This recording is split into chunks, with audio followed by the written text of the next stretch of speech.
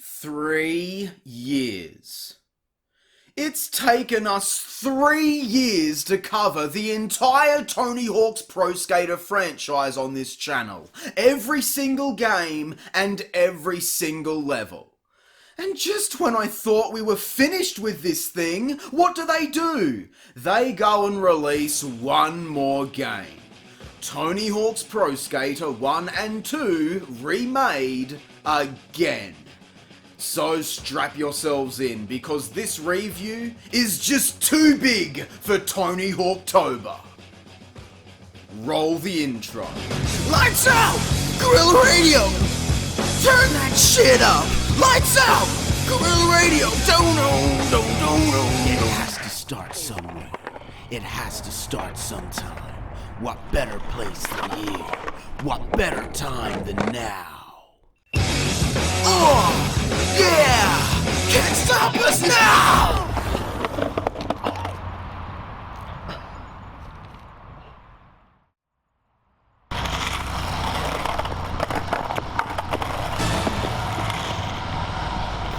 Since the announcement of this game back in May of 2020 and seeing the early trailers and screenshots, I've been eagerly anticipating the release, despite the franchise's troubled history towards its disastrous demise with Pro Skater 5 in 2015.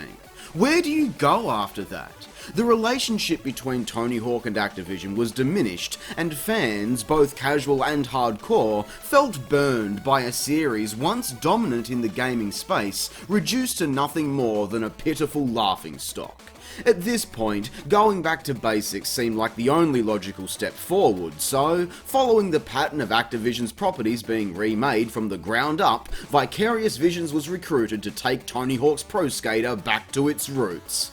But I mean, how many times are we going to go back to the roots? We had the original games in 1999 and 2000. The very first re-release was Pro Skater 2X in 2001, which was a remastered port of the games to the original Xbox handled by Treyarch and only released in the US. Then, many years later, as the series hit its downward spiral, we had the depressingly abysmal Pro Skater HD from Robomodo, which completely failed to capture even the bare basics of what makes these games so fun.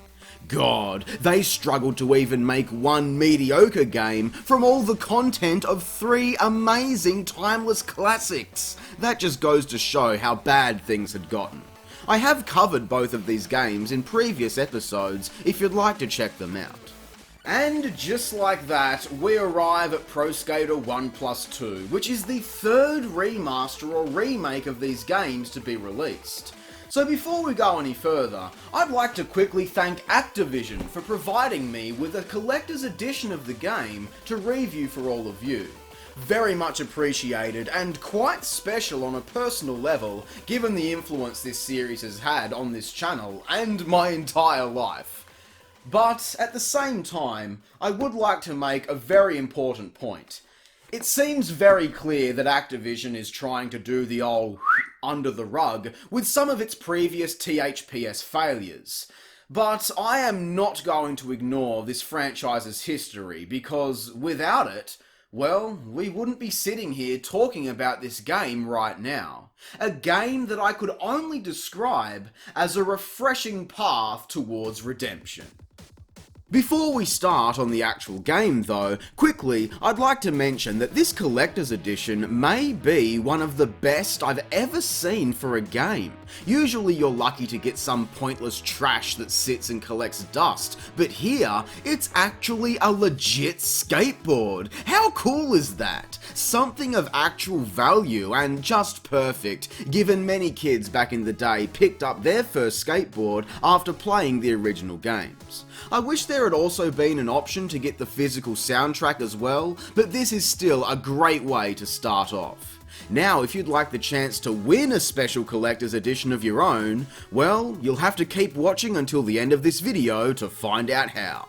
Vicarious Visions were the beacon of hope for the release of this game, given their success with the Crash N. Sane trilogy, but also their history with the franchise, as back in the day, they ported so many of these games. most notably, all of the Game Boy Advance titles, many of which stood up incredibly well next to the superior console versions. So if any team was perfect for this, it was VV. And out of the gate, we can already see in this quick intro video to the sound of Rage Against the Machine that this game captures the beloved personality and atmosphere better than all of those other flops could through their entire playtime.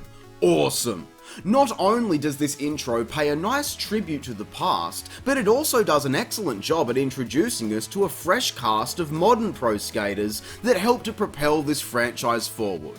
Names like Nigel Houston and Riley Hawk did make their debut to the series in its later titles, but the fresh faces of Leo Baker, Shane O'Neill and Tyshawn Jones, among others, are here to inspire a new generation in the same way the old school favourites did for us, and I just love getting to see that. Jumping into the game now, and I have to say that this just feels so good. It feels right for the body, like I need this to survive, and holy shit, I can't believe they actually nailed the feel of this game.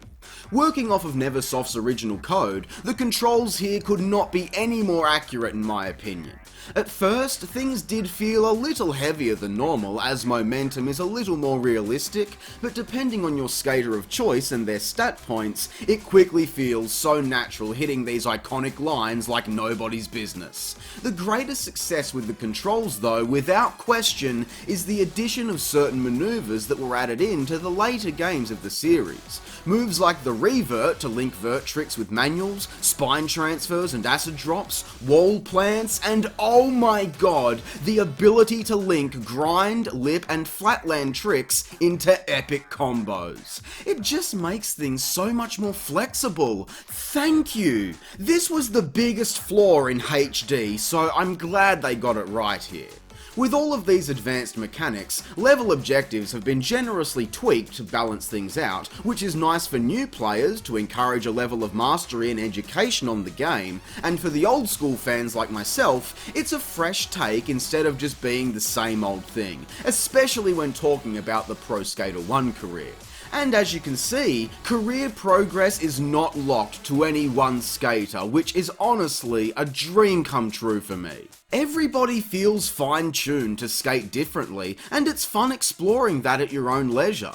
Having trouble landing that huge trick with a new street skater? Step aside, kid, and let the old guard show you how it's done.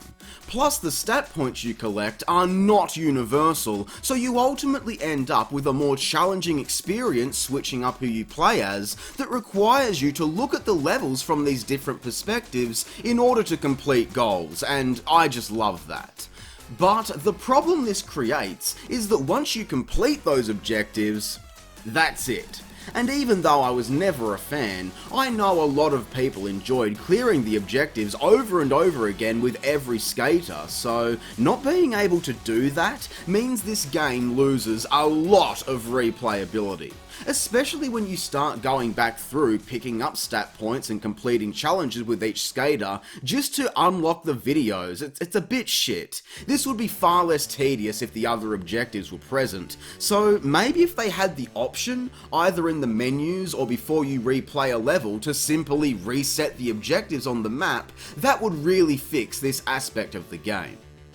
Many of these courses were revisited time and time again, each with new and different challenges, so it's great to see the same thing here. The only level from the first game that was never seen outside of the original release or 2X was the Streets course in San Francisco, number 132 on my every Pro Skater level ranked list, which was a somewhat controversial position. So I have to say, it was the level I was most curious to see in this remake, and wow, I absolutely love it. While obviously the core layout is still very basic, being able to experience this with the advanced controls has given me a greater appreciation for its simplicity, and does this look stunning? Oh my god. In fact, this entire game is just gorgeous to look at. I know we can sit here and debate whether or not this is accurate to the original artist's vision or whatever, but I don't care. Vicarious Visions have made this look $1,000,000. From the real realistic lighting, sprawling plazas and sparkling city nights, but also details like the cars speeding crazily down the street and breaking out of windows like psh, is breathtaking. The only level redesign I'm not a fan of is the hangar. I always liked it gloomy and run down, but I do have to admit, this Neversoft tribute they've got going on here is fucking excellent. Well deserved, because you'd be hard pressed to find something on display in this room not worth your time to play. But this got me thinking, where is the love for Robo-Moto? Could you imagine, right, in a level say like The Warehouse, if they had images of Tony Hawk Ride and Shred, Pro Skater HD and Pro Skater 5 plastered proudly all over the walls with a big Robo-Moto logo in the middle? How fucking funny that would have been! Oh my god. I mean, the fans would have rightfully shit all over it, but it would be so fucking worth it just to see that exist in this game. Oh my god. Although, now that I think about it, these robots in the mall and loading screens do seem quite familiar. So, maybe there is a small Robo-Moto presence in this game after all. This soundtrack is without question one of the strongest in the entire history of this franchise, and that is a huge accomplishment. Most of the original soundtrack is here, but there are just so many new songs too that fit perfectly, are great to skate around to, and fit in with the aesthetic of this game, so well done there. Now, beyond the original two career modes, we can also find Score Session and the new Speedrun mode, where we have to complete all of the objectives within the levels in a single run as quickly as possible. This is on the right track, but it also feels quite redundant if you ask me. Given these modes are actually ranked with leaderboards, wouldn't it make more sense to just track the regular career? Because we never get to choose when we're going to break a world record score or fast time, so why must it only be done in this area of the game? Now, I do understand why they've done this. It's because from the moment you boot the game up, you have access to cheat codes, which is lame enough on its own. So to prevent those from affecting the online leaderboards, they decided to keep the two modes separate. Instead of just automatically disabling cheat codes in career mode, like they do in the ranked modes. That makes no sense! You've already shown that you can do it, so why overcomplicate things by having two modes? Just disable the cheats in any sort of ranked, mission-based shit. Just... listen, okay? I don't get to decide when I want to be a good player at this game. So I'm relying on this leaderboard system to track me constantly. Look, whenever I go into ranked mode, the pressure gets to me and my fingers just don't work and I can't compete with these people. As far as new stuff goes, the speedrun mode is all we have right now, which is incredibly disappointing. I always look for something new and original out of these remakes, so I would have loved to have seen some new sick objectives, like the classic mode in Thug 2, or maybe pro-specific challenges like we saw in Pro Skater 4. Something like that would have been great to see here. That said, we do have challenges here though, shit tons of them specific to certain skaters, parks, modes, scores, specific tricks, and of course gaps. Completing these earns you XP and money that can be spent in the skate shop on customization items, as well as unlocking you a whole bunch of loot. There is so much stuff to unlock, it's mental. Most of it is for your custom characters, so let's explore this mode. On the surface, this is well done, a bit standard but totally usable. The problem I have though is just how much needs to be unlocked. You can't really make anyone without playing the game first and buying some items. But the killer of this for me is the fact that almost all of these are actual branded items that you can go out and purchase in real life. That's fine, but there is zero customization for these items, and that's a problem. There is no need to be so restrictive. Even objects like backpacks, elbow and knee pads can't be toggled on or off. Very few actually allow you to tweak the colours, and even less allow you to use logos. Like, I can't even make a basic t-shirt to look like the one I'm wearing with the logo actually on the front. And accessories like glasses, chains and wristbands or whatever are non-existent. That is the biggest flaw a character creation mode can have in my opinion, and on top of that, where are the fun, zany items? The previous games had skeletons, robots, pirates and aliens. Well, there is an alien in this game, but don't get me fucking started on unlocking that bastard. And there was all sorts of stuff hidden away in the character creation, but it's all missing here. So even though it's far from terrible, I'll have to call this mediocre unfortunately. It was so close, but I don't know, they just dropped the ball at the finish line. Thankfully, the park creator might just be the best park creation suite the franchise has ever seen. It is missing a lot of unique items, yes. There are no buildings, or cars, or lava pits, which were always fun. There is no variety to the map themes either, and we can't include gaps in our created levels, which is stupid. But it does offer some very versatile tools to build ramps, rails, and other objects of all shapes and sizes to make normal, bizarre, and funny levels, or even out of this world creations. This game is still so new, and already we see people building stuff like the Hoffman factory from Pro BMX and the Braille skateboarding warehouse, as well as other incredibly well done original parks. It's so impressive.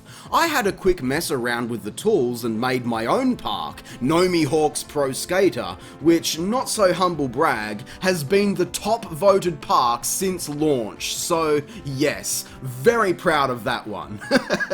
But with enough patience and skill, you could definitely go as far as building classic levels from other Tony Hawk games if you really wanted to. Hell, I went all out and recreated Los Angeles from Pro Skater 3 to the best of my ability just to show you how powerful this map tool really is. And wow, it's been so rad seeing other people enjoying the parks I created, so if you're on PS4, have a look and upvote them.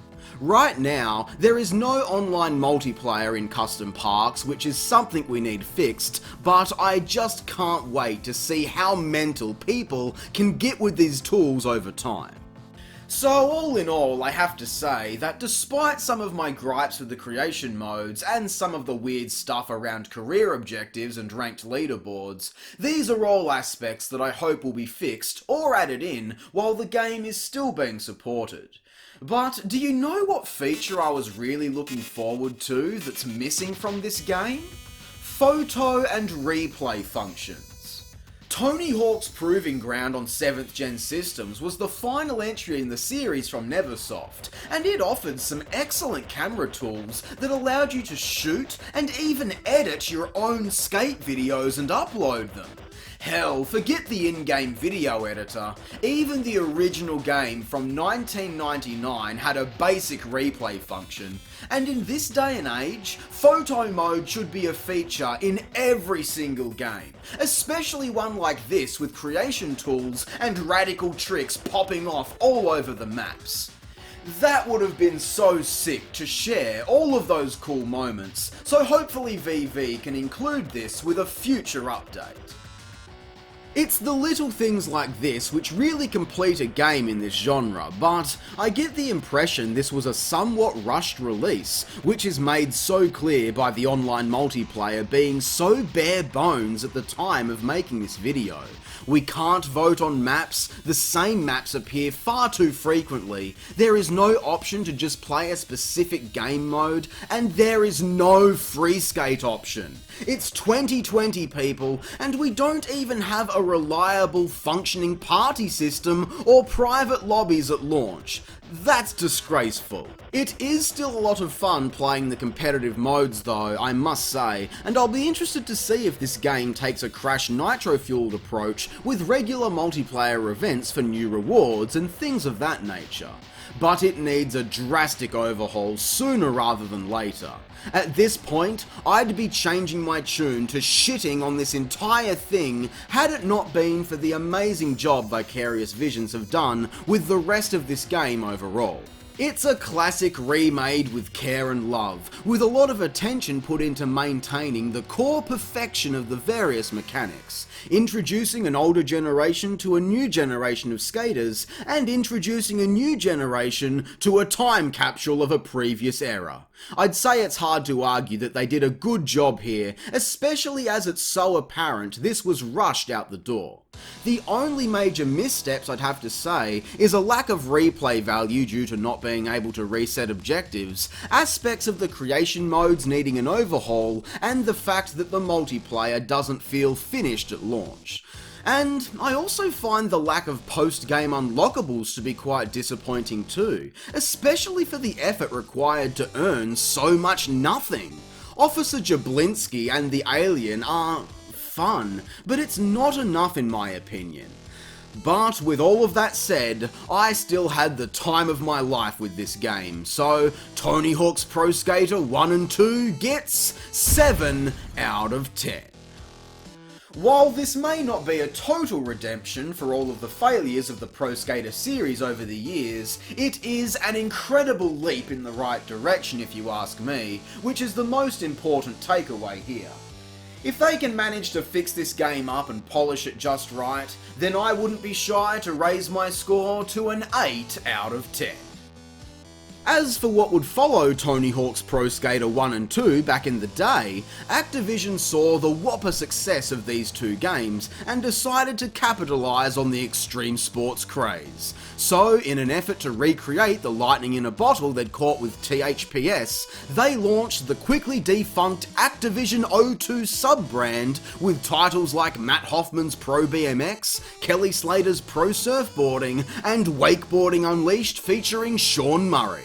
So I hope you'll join me this October for Year 4 of Tony Hawktober, where we'll be taking a look at the Activision O2 series.